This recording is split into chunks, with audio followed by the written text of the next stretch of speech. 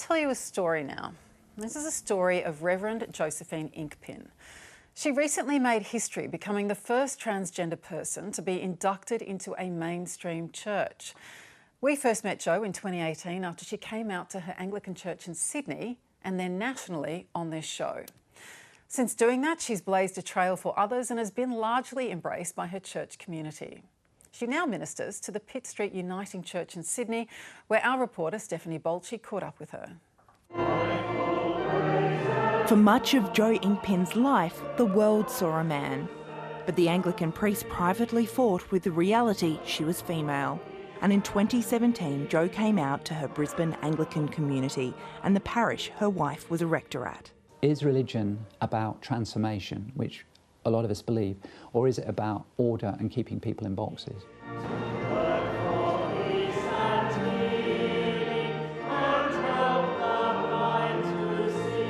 4 years on, her visible transformation has been life-altering. I know myself as truly loved by God, whereas before I felt myself as if I was, always, there's a question mark. And that's an awful thing to have, especially as a minister. Jesus invites us to share in this divine way of creative transformation. Dr. Inkpin was already a priest when she came out. So when Jo became a minister at Pitt Street Uniting, she became the first trans person to be inducted into an Australian mainstream church. There was sorts of tears of joy as well, and a lot of joy of coming home, really, I think. Her wife, Reverend Penny Jones, was one of the UK's first female priests. We're not just filling the pews, but we're up front and sharing our gifts. That's terrifically enabling for other people, I think. And it challenges, desacralises, as it were, the sort of idea that certain people are called to powerful positions and others, just have to follow on.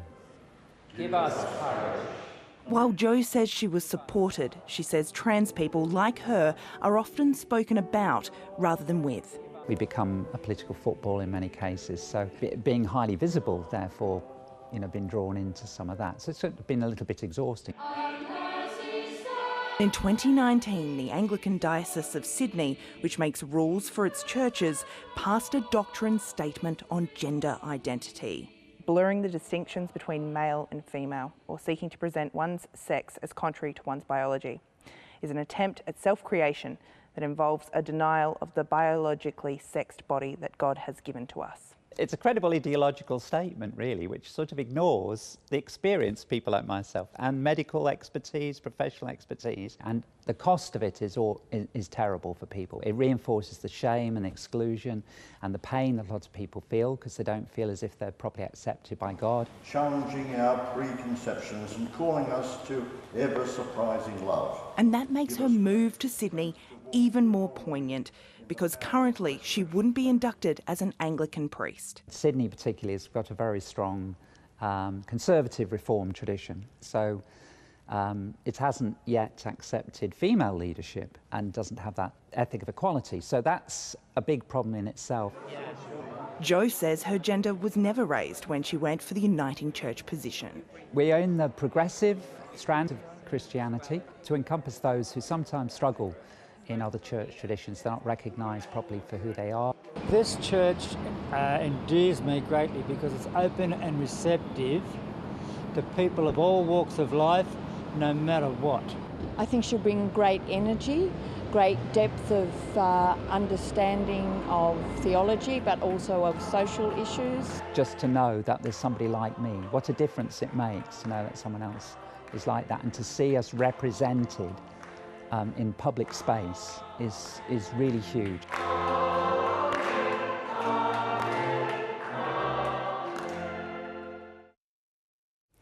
Reverend Jo Inkpin with Stephanie Bolchi there, and I should also say that she came out to her parish in Queensland, not in Sydney. It certainly is not a likely scenario in Sydney Anglican churches currently. Nevo, can I ask you why is this kind of visibility so important? Yeah, it's a really good question. I think that trans people have been teetering on the edge of hypervisibility and invisibility for all of time. I think that a lot of our ancestors lived in the shadows without any representations of themselves and no imaginings of their future whatsoever. And I think sort of, as we've moved through time, we're now experiencing this kind of influx of hypervisibility in which we are written about in the media constantly, in which The Australian has written a comparative PhD thesis on trans identities in our lives, and we are so hyper visible that young people are now growing up in a way that they are very aware of how society feels about them as trans and gender diverse people. So I think any representation that we can get is really beautiful and really valuable, and I think being able to see futures for ourselves means that we can live them. You know, I had a young person message me recently and say, seeing a non-binary adult makes me feel like I can make it to adulthood.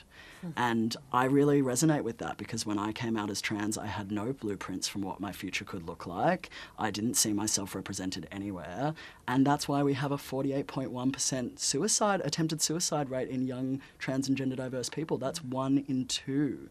And that's a statistic, but that's my friends, you know? Those are the young people that I work with. So the more representation we can get, I think the much bigger change this makes. That's huge, people telling you they'll make it to adulthood now. That is huge. Now, you have a simple way, I understand, of explaining trans identity to people. Yeah, I mean, as simple as it can be, I think. So an analogy I really like to use in the professional development workshops that I run is, I want you for a moment to imagine that you're a can of lentils. Suspend your disbelief. I promise it's not vegan propaganda, not this time. And someone comes along and slaps a label on you that says coconut milk.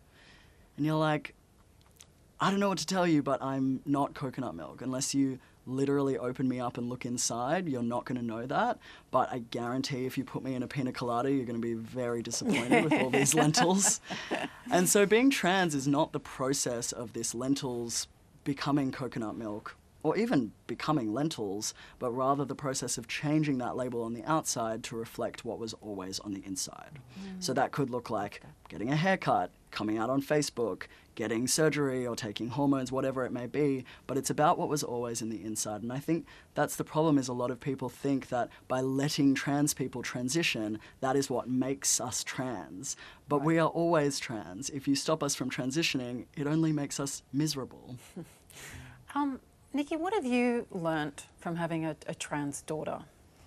Well, I wish trans day of visibility had been much bigger when she was younger, and that I had known more about it. So it has been really hard for us to go along the journey, but all I know is that we love her no matter what, and for us to support her. But you know, I've walked down the street with her and I've seen people stare, and you know, I'm cool with that, but my heart breaks for her sometimes. I mean, she actually a year ago moved to Japan because she said to me, I'd rather people stare at me and think it's because I'm white instead of Japanese, rather than because I'm trans.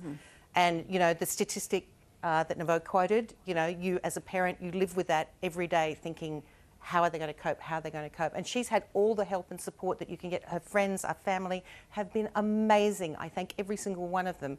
But it is a hard road, and so the more people that are out there, the Nevos, you know, the ink pins, all these people to show. I mean, we talk about this with women as well. You know, you can't be what you can't see. So the more we have these leaders, the more we educate people, the more we can unravel that unconscious bias and say, this is, you know, this is who people are. You can't change. I love your analogy, Nevo. That is just beautiful, and I will adopt that. You know, but it's not an easy road. But these sorts of days, these sorts of discussions will help us all, and hopefully, you know, people can just move beyond their bias, conscious or unconscious, and understand that for some people this is the way that they are. And please ask somebody about what their pronouns are. Don't just assume, and don't assume because somebody looks to you in a particular way that their gender or their sexuality is anything in particular. Ask, get involved, have the conversation, and just be a decent human being, please. And I think we've only got about 10 seconds left, Nevo, but I know you've got a book coming out called The Pronoun Lowdown, so you're kind of the expert on this. Yeah, I mean, I think, you know, people get overwhelmed by how fast things are changing and trying to keep track of stuff, and I so get the apprehensions we have sometimes, but the reality is that everything's changing all the time, you know. Technology is changing almost as fast as our prime ministers, and we just got to get on board, you know. You just got to get involved, ask the questions, be there, we're here, it's exciting, the trans revolution is coming, and it's a brilliant time to be alive.